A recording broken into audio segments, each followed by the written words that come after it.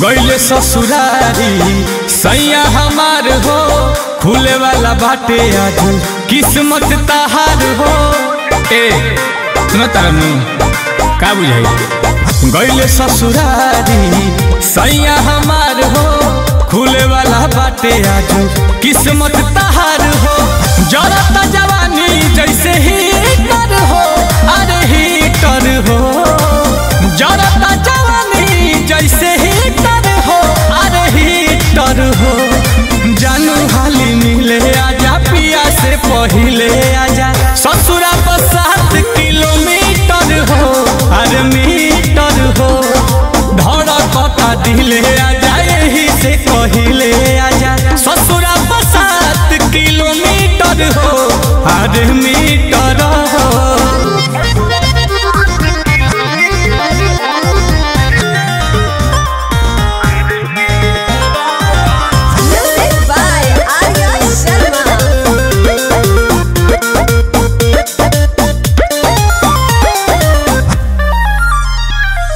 धीरे से बजाई हकेवारी, खोली देही पिछला दुआरी। खात बानी रोजे तरकारी, आई के चिखाई जा बरारी। मन चटक हो जाई। कल से बजाई हकेवारी, खोली देही पिछला दुआरी।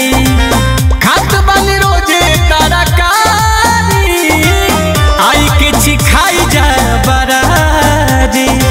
सोना तहर भइल नइखी भीतर हो, साल भीतर हो। जानू हाली मिले आजा, पिया से पहिले आजा। ससुरा पर 7 किलोमीटर हो, अरे मीटर हो। अरे कही बाजिले आजा, यही से कहिले आजा। ससुरा पर 7 किलोमीटर हो, अरे मीटर हो।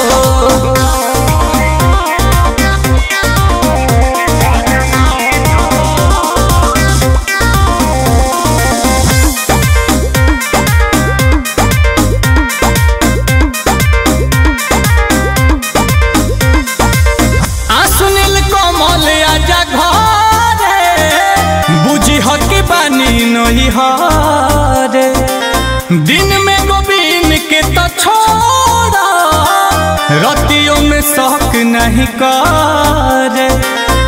अरे साफा सीधा हो। सुनील कोमल आजा घरे, बुझी हो कि बानी नहीं हरे। दिन में गोविंद के तो छोड़ा, रतियों में शौक नहीं करे।